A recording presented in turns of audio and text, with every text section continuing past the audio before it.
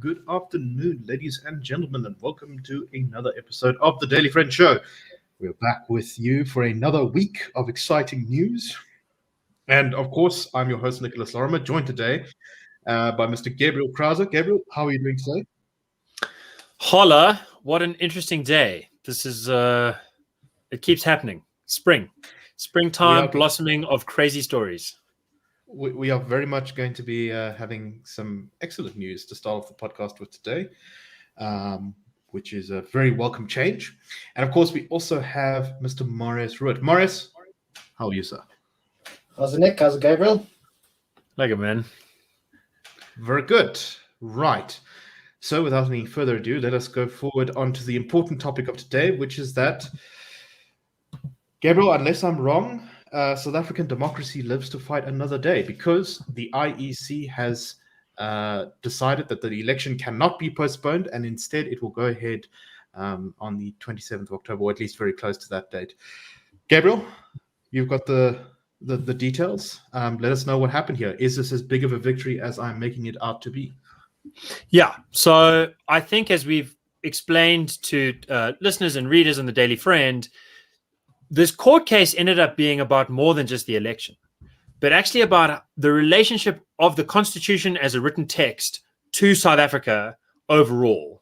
And the Constitutional Court was being asked to say that it has this superpower through a special mechanism called Section 172 of the Constitution, subsection 2 in particular, to say, look, there's this written text, but we can ignore it, amend it, suspend it whenever we feel like it.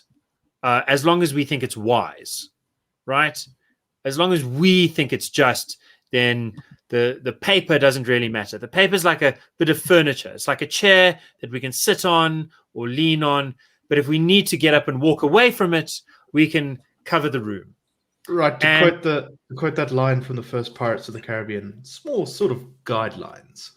Yes, guidelines, not laws, guidelines. Okay, so that's what the court was asked to believe, the Constitutional Court of South Africa. And if it had said, yes, we have the superpower, we would no longer be a constitutional democracy. We would be what some people called a judiciocracy. And really, because of the way that court appointments work, if the court was not bound to protect the Constitution, it would just become a political arm to make up whatever the ruling political party wants. So that would have been kind of like the end of South Africa. The court said, no, we're not going to do that. So that's a great victory. The court also said we must go ahead with the election, which is what the Constitution demands. That's a great victory. What its reasoning was is not clear, whether it founded the facts or it lacked the powers. We'll figure that out later. We argued on the facts and in terms of the powers. The facts being that like 100 other countries could have elections, we can do it too. Here's the problem. The IEC, the most important and biggest risk, the big question that everyone should be asking. I'm taking your job away from you, Nicholas, and asking the question. The election has to go ahead. Is it going to go ahead freely, safely, and credibly? Or is it going to be mucked up? And I see three ways for it to be mucked up. The first and worst, in a sense, from an academic perspective, and from a fundamental rights, democratic rights perspective, is that the IEC refuses to have another voter registration weekend in time for the election. So Nkosazana Dlamini-Zuma illegally disenfranchised hundreds of thousands of South Africans by proclaiming the election before the date, before the registration could take place. We were the first out of the gates to say that this is rubbish. She said she was doing that so the IEC could go to court. We said that can't be true. It makes no legal sense. Later court documents showed that she already knew it wasn't true. On the first, she said she got the legal advice, and her legal advisor said to the court she acted on that legal advice, that it's not true. So that was kind of the first terrible lie, and it was her dodging the question, how dare you take away the vote from South Africans in this country where we've got such an issue with taking away the vote from people? Okay, so that vote has to be given back. If the IEC refuses to do that, and by the way, its court document said it has plans, standing plans, to have voter registration on the 18th and 19th of September. So it can go ahead and do that. And by our analysis, and we have tested this against previous election timetables in South Africa and international standards, it could totally have a registration weekend on the 18th and 19th in time to have the October 27th election. So it can go forward and it'll be fine. Register the people. Let people register. Let them change their address. We can go and vote. If it doesn't do that, and it'll have to say today, in fact, in an hour or two after our live stream, then this election will have a serious charge against it, that it was not credible, that it was not free and not fair, and we're going to have to do the whole thing again in 2022. Very exciting. Terrible. The second option is that the IEC suddenly decides all of the parties could register their candidates, but the ANC is a special case. So we must extend the deadline for them to register their candidates because they couldn't find the internet button or the iPad or whatever it is that they couldn't find. Okay, that all the other parties could find. Right. So as they claimed in some court documents, their employees were under emotional stress because they hadn't been paid for 3 months. Also that. So okay, you guys didn't pay your staff, so you didn't register everywhere in time. So okay, we'll give you a freebie, try again. If it does that, it'll render the elections unfree and unfair. And we have seen allegations that it has already done that. Right. Helen Ziller has said on Twitter that she seems to have heard that the IEC has decided to reopen candidate things. We don't know if that's true yet. We'll find out, I'm sure, shortly. Yeah. I was supposed to be called by the IEC. They promised to phone me, their spokesperson, an hour ago, 48 minutes ago. They haven't done so. We will bring you that news as soon as we have it. The point is, if they do that, it will be the most blatant act of party sucker that the IEC has ever committed. The IEC has no legal argument to reopen the candidate lists. The only argument the ANC made about the candidate lists before the Constitutional Court was that it couldn't register any candidates during level 3. Because there's a ban on gatherings above 50 indoors and it needs 50 plus 1 for a quorum. So it said we can't do any candidate nominations. Now they've said they have clearly done candidate nominations and their spokespersons have said these nominations were all legit and legal and fabulous and excellent. So they've rendered their own argument moot because that was an all or nothing argument. Now they've done some. There's no other argument because they took that other argument of, well, we did some, but not all because we had internet problems to the electoral court, which is where it must be made. But then they withdrew it last week. So the IEC has no reason to do this legally. And it has a strong reason not to do it. And that is that the Constitutional Court took 2 bits of relief that the EFF had asked for. The EFF said, look, we kind of want what the IEC wants, but if they don't get it, here's what we want. So the IEC didn't get it, so that's why the court had to contemplate the alternative relief. 2 things. The EFF said, we want you to lift the ban on gatherings above 100 people, no matter what lockdown level we're at, for political gatherings. The Constitutional Court said, no, we're not going to do that. The second thing that EFF asked for is, we said, please, can you extend the candidate nomination deadline so we can get our lists together? The court said, no, explicitly. So this has been deliberated. The court said no. The IEC to the EFF. The IEC can't now come and take that away and say yes to the ANC. That will drive the EFF mad. It'll drive the DA mad. Both have already spoken out. MPs have spoken out about against it yesterday. I'm sure both will challenge them in court if they try to do this.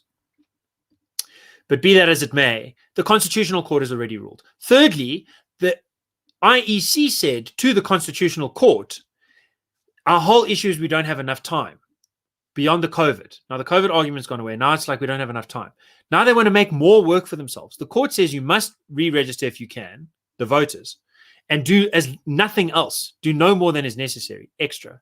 Now they want to do 2 things. Doesn't make sense. Finally, the IEC said in its court papers, if we reopen the candidate thing, we can't do that. Because if we were to do that, our timetable couldn't make sense. We'd have to have the election in November, the 15th or so. So they've said to the court, we can't do this thing now. So if they do it, then they lied to the Constitutional Court, which is all to say, if they do this, someone either has to go to jail or, more realistically, Glenn Mashini has to step down, the chairman of the board. The whole board basically has to be fired. The chief electoral officer is going to have to be fired. They're going to have to fire lots and lots of people because they're going to have to say, oh, it was our fault, and let me show you who did the wrong thing to prejudice the ANC. And I don't think anyone wants that who's in the position to stop that from happening. In other words, the guys in charge are not going to fire themselves. So I don't think it's going to happen. Helen Ziller does think it's going to happen. It definitely shouldn't happen. The third major risk, and now I'm really done, is that the ANC plays a kind of Trumpian game and says, you know what, if we win, the election is legit, and if we lose, the election is rigged. And you arm South Africans with that kind of insurrectionary weaponization of ideas. And I think you will find that this country might be much more exciting than America was with its storming of the Capitol. And that makes me worry very much. So I hope ANC leadership exerts some discipline and starts getting ready to be relieved of the terrible burdens of government and to just take a bit of a holiday from those areas where they couldn't get their act together. Yes. I also worry about that level of excitement. So, Marius, your thoughts on two things. Firstly, if we go ahead with the election as the candidate lists currently are, what will the impact be on the South African politics? And secondly, Helen Zille has not just said that the IEC is going to reopen the candidate lists. She also says that she believes that there is at least some behind-the-scenes collaboration between someone in the Constitutional Court. She didn't say she didn't say it had to be a judge; could be anyone, maybe a staff member or a clerk or something, and the ANC and the IEC, that they're all sort of working together behind the scenes. What do you make of that, and what do you make of the political consequences of all of this mess? It'll be hard to follow Crouse rant. It was quite a vintage one, I think. But if the candidate selections aren't reopened, I mean, it's an absolute disaster for the ANC. I've seen some conflicting reports, but it seems that they didn't register one proportional representation candidate in the whole of the Western Cape.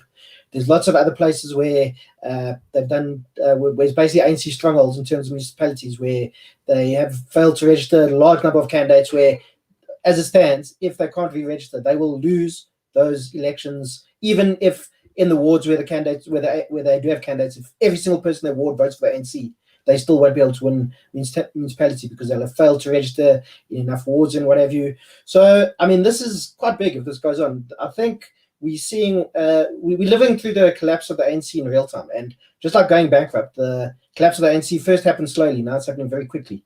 And I think this just shows, I mean, the ANC has shown it can't even run its own affairs. It can't pay its staff. It can't register its candidates. You know, these are basic things. And they want to, as a government, they want to control so many aspects of our lives. They want to control our healthcare. They want to control schooling. You know, they want to, there's a fringe, wing in the ANC wants to get rid of private school, which I think is probably that kind of things are going to grow. There's, they want to do EWC. They want to, there's new social security fund that was mooted where they'll control people's pensions. I mean, it's absolutely bizarre, but they can't even run Luthuli House. Now they want to run South Africa, which is still a fairly sophisticated economy and so on. It can't be run by some people who, still believe in 1960s, Stalinist economics and what have you. So, but even if they do reopen the candidates selection, what have you, and the ANC can go re-register their candidates, I'm sure this is going to be a blow against the ANC. People will see, can we vote for these guys who can't even do basic admin? And we've seen between 2011 and 2016, the ANC lost 8 percentage points in terms of overall support. It lost 4 out of the 8 metros, I think it was, maybe 5. Lost 4 out of the 8 metros. And so, I mean, we're going to definitely see it, even if they manage to have all their candidates, if they can re-register them, they're definitely going to go, I mean, I'll bet money on this. They're going to go under 50% in national terms for this election, and they're going to lose way more municipalities, and they're going to get a really bloody nose. And we are now at the beginning of the end of ANC dominance in South Africa, I think.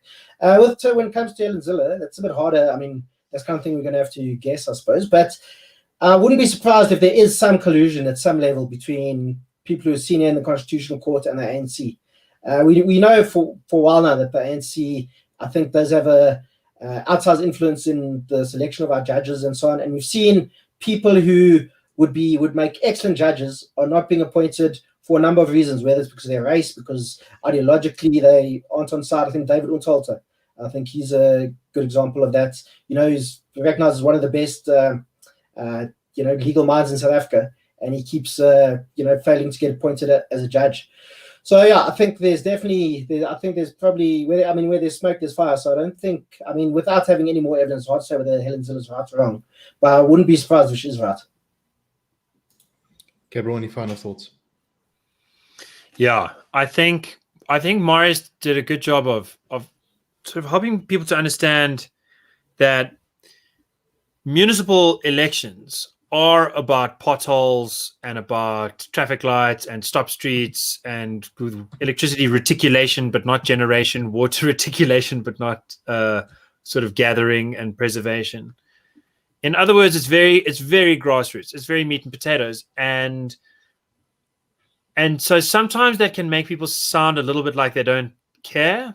Especially, this weekend I was in the Bryanston Country Club and everyone's like, this is quite good news, but who really cares? We're all fine. We're all living in gated communities where we take care of ourselves. It doesn't really matter who's in charge at municipal level. But I think Marius has pointed out what the connection is between the municipal elections and the national story, because the national story is, of course, also about bad rules. And it's not just the rules to come like EWC and NHI. It's also the rules that are around.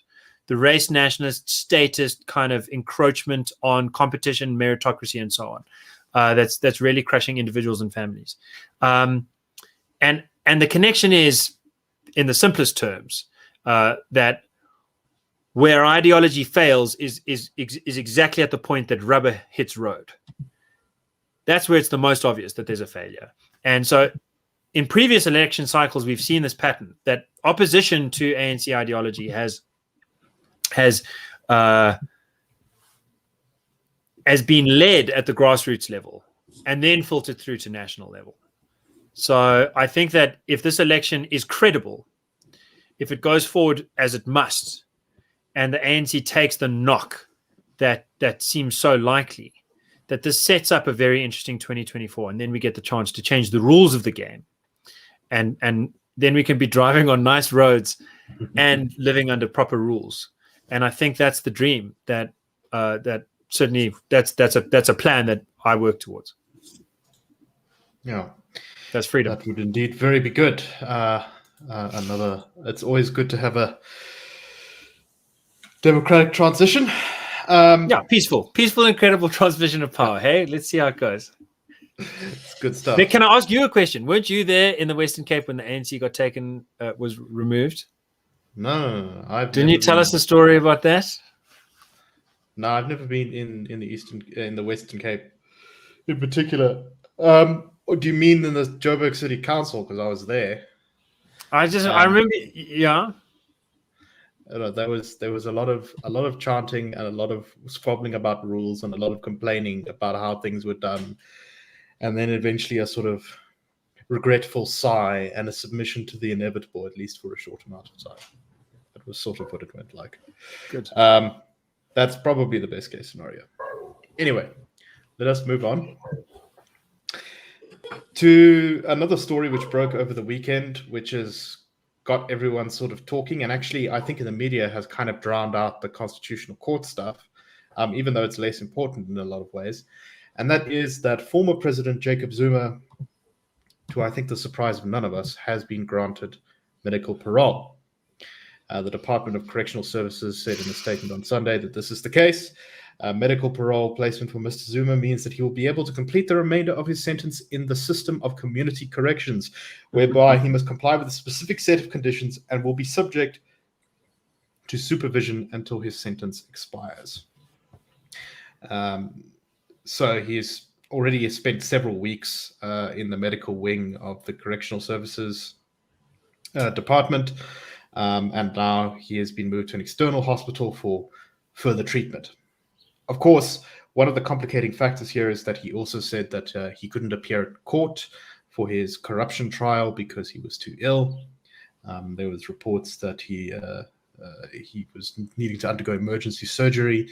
It's not quite clear what this is, and when the National Prosecuting Authority asked what was going on and can we examine him with another doctor, he sort of said no.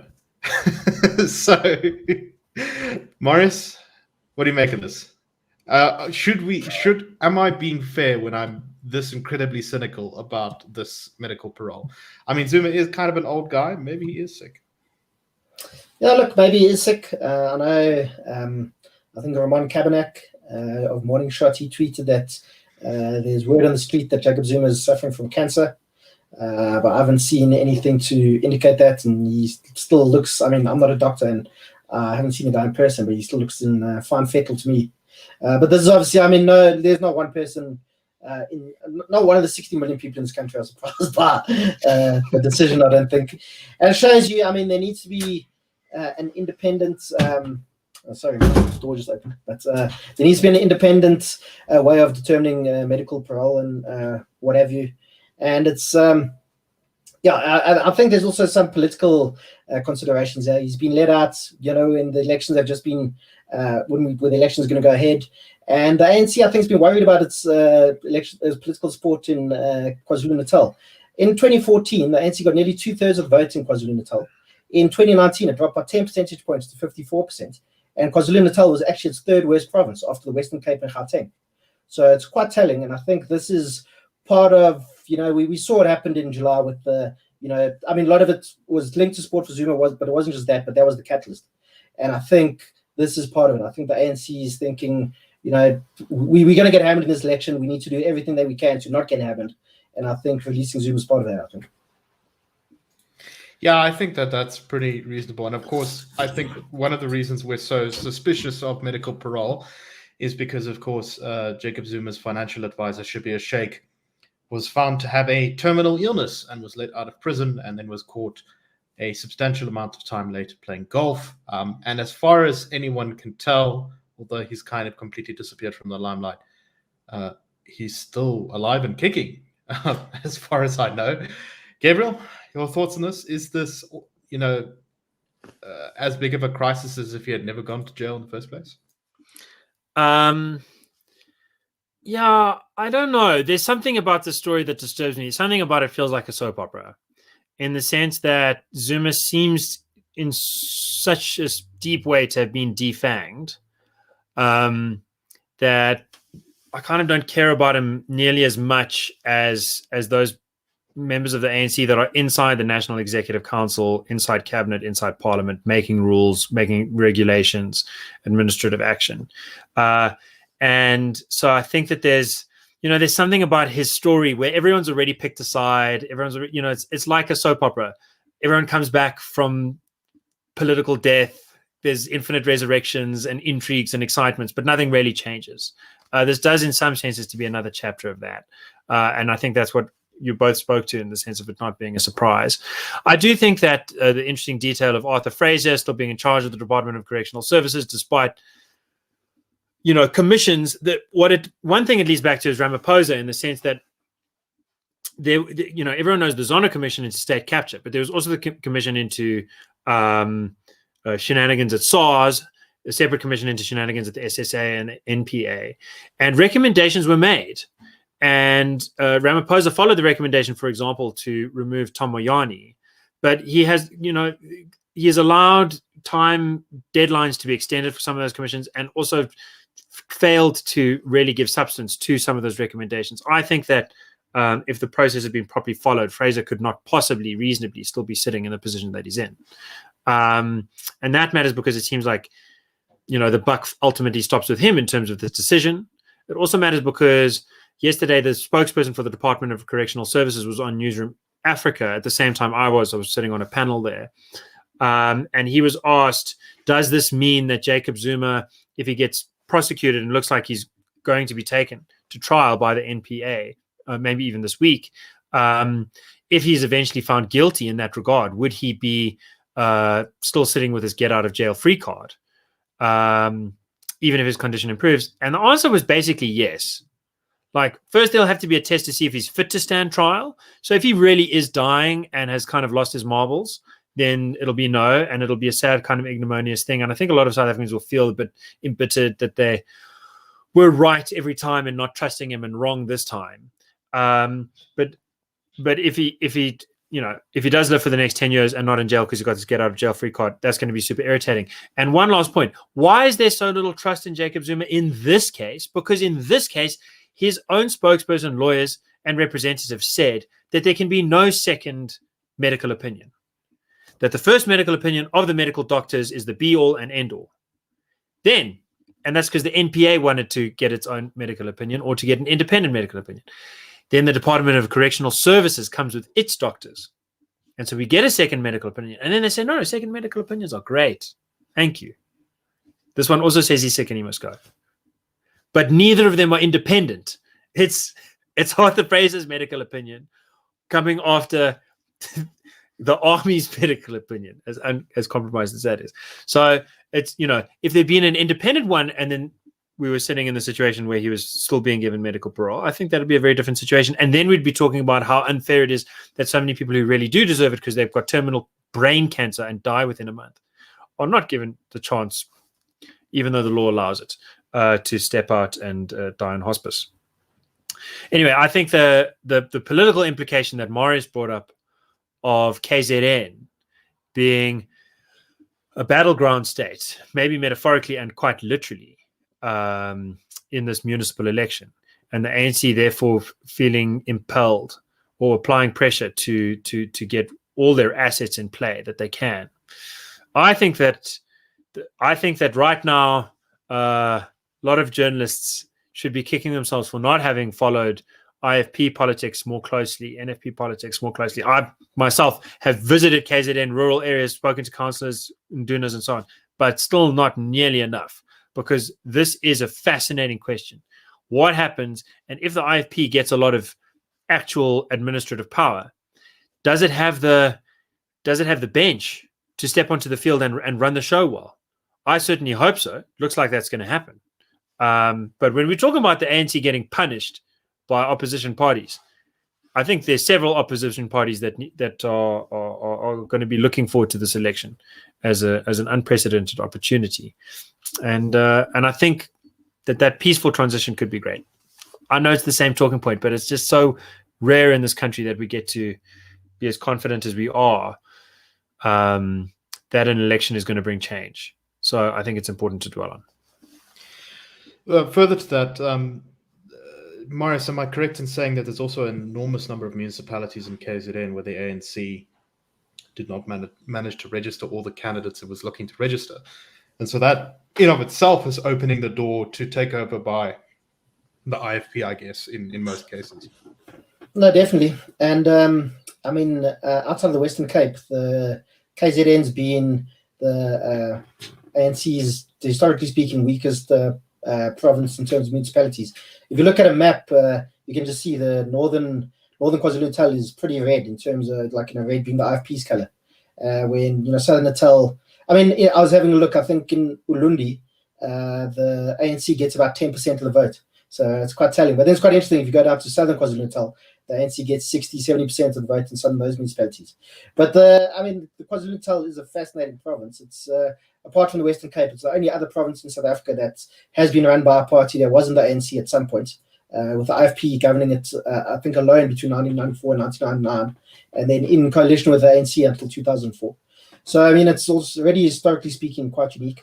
And I think where KZN shored up ANC support after 2009, I think this could be, where we start seeing it collapsing. It could be a harbinger for what's going to be harbinger. Sorry, I'm using my twin approach. But what could be happening in South Africa over the next couple of years? So it's definitely a province to watch.